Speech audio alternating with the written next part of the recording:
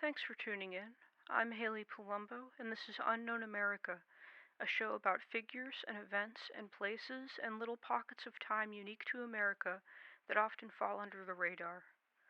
Today's episode will be about the notorious industrial island, Zug Island.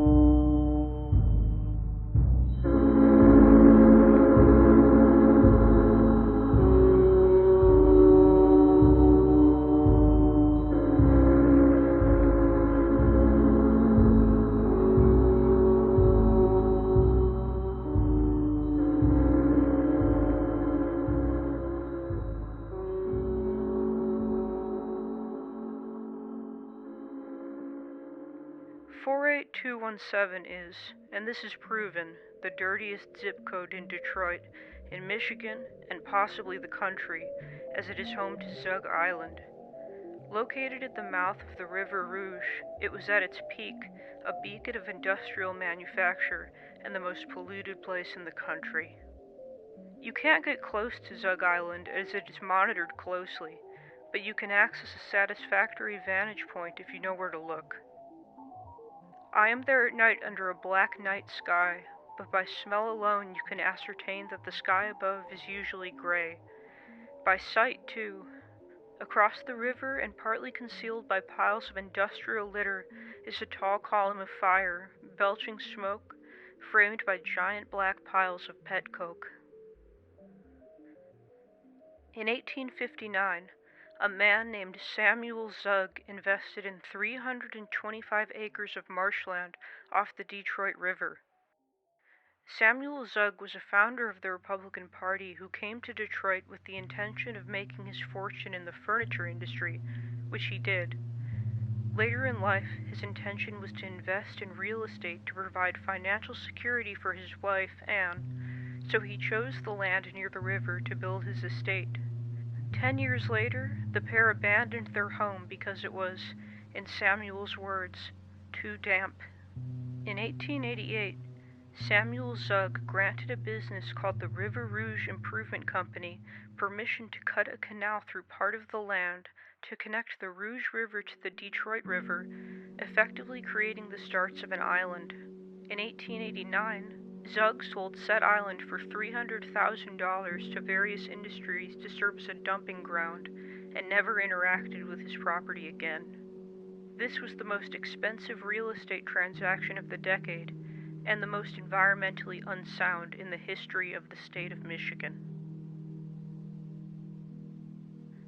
Eventually, the dumping ground would prove fertile land for industry due to the proximity of the island to two of the most important rivers in the Midwest for trade. In 1931, the Great Lakes Steel Corporation, which was formerly taking residence on the island, became a branch of the larger National Steel Corporation.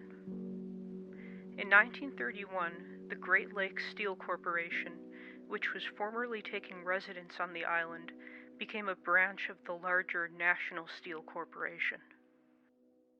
By 1909, the island became home to two blast furnaces. They produced pig iron for foundry companies, and at the time were the biggest in the world. In early 1938, a third blast furnace was added, and the other two were enlarged significantly. This was arguably the catalyst that caused the island to slowly slip into what it is today. In 2003, National Steel became insolvent and was bought out by United States Steel, who began operating the mill. This arguably led the former hub of pollution to transform into a burning, stinking hellscape. During the peak of the industry, there were thousands of workers at a time operating the three blast furnaces, operating rail facilities that served the island, organizing raw material, unloading large coal and coke ore from boats and dumping it into their respective piles in the storage fields.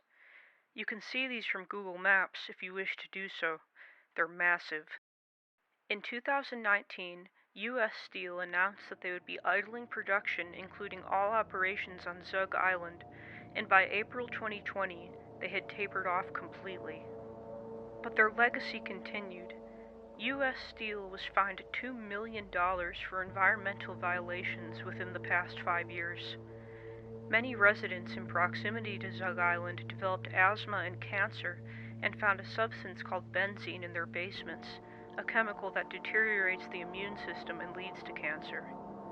While not all operations on Zug Island have ceased due to other conglomerates operating there, there is markedly less pollution now, and the side effects so prevalent several years ago will likely not plague their surroundings in the way that U.S. Steel did. The island had an ambiance that was difficult for surrounding cities to ignore. Windsor, Canada, Zug's neighbor, and the surrounding 50-mile radius had been tormented by a deep, low hum emanating from the place for decades. It had been given the moniker, by scientists and reporters alike, the Windsor hum. Initially, people in Windsor largely saw the hum like the citizens of Roswell might see cartoons of Martians and flying saucers, a curiosity and a funny thing for their town to be linked to. But as days turned into weeks, into months, into years, the hum shifted from humorous curiosity to life-upending nightmare.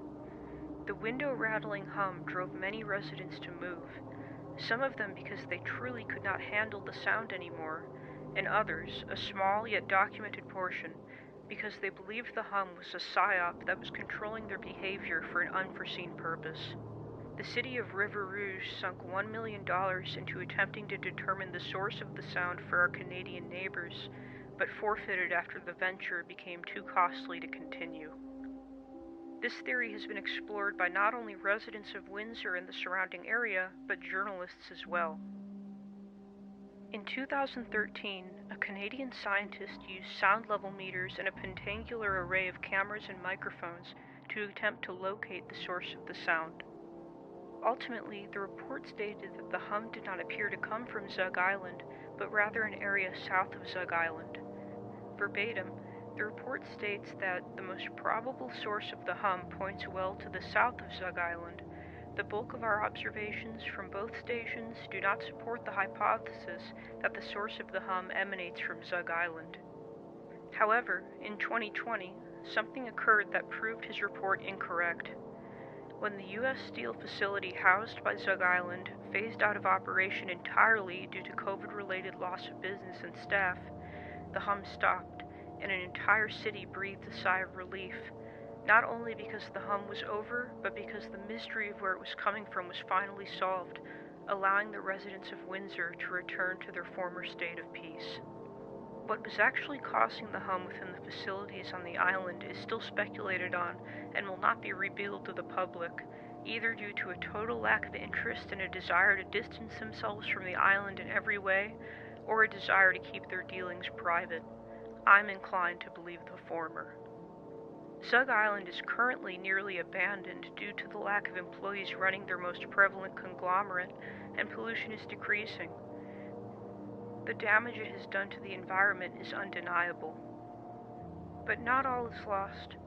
During the day, peregrine falcons rest on the gantry cranes at the ore docks, and at the bottom of the Detroit River where it crosses paths with the Rouge, a bed of coal cinders creates an impromptu and accidental spawning site for lake sturgeons, a highly threatened species.